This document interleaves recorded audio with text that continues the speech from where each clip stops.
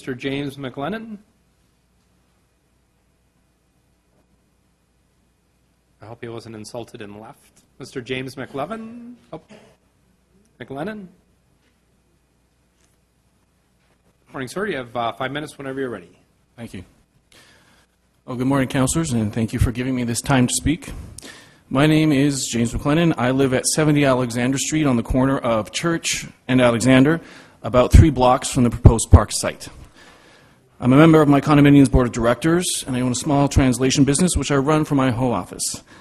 I also volunteer on the Church Wellesley Neighborhood Association board of directors, and like the 1,300 association members we represent, I love the neighborhood I live in, and I want to see it thrive.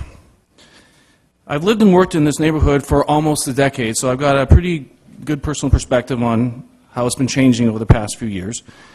As more and more condos go up and more people move into the area, the need for public space and infrastructure is growing and growing fast.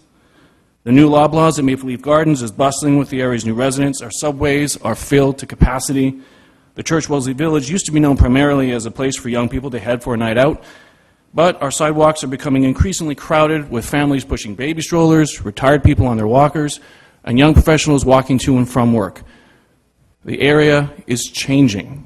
As you've heard, Ward 27 currently has over 135 development applications on the books. Only about 10 of those are single-family homes. With all these new condos going up and thousands of people moving in, our vibrant downtown neighborhood is facing real challenges. As taxpayers, we need the city to turn its attention to this important issue. There is now an alarming gap between the expanding population spurred by new development and the city infrastructure needed to meet the demands, the basic demands of this growth. The lack of green space is a major issue that's brought up at every single one of our neighborhood association meetings. Now, as has been mentioned before, if you look at how much green space is available to each resident in our area, you get what amounts to a sheet of letter-sized paper. This is how much backyard we currently get living in this neighborhood.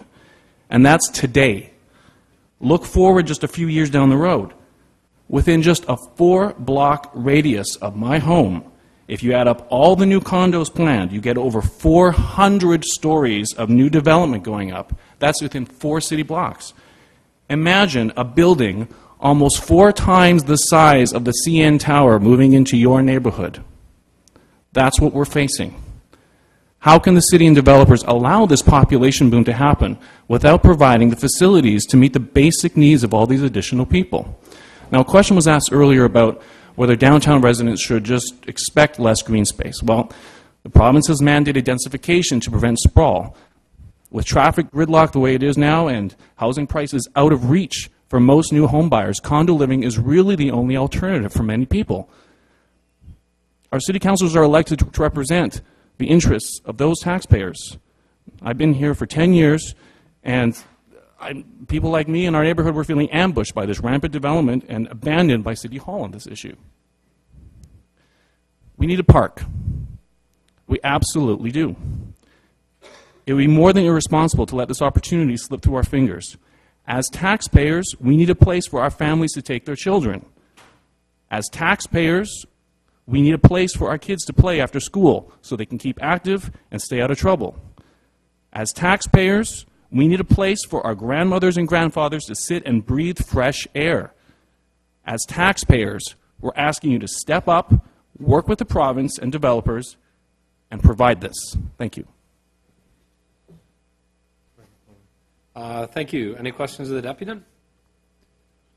Seeing none, thank you, Mr. McLennan. Thank you. Next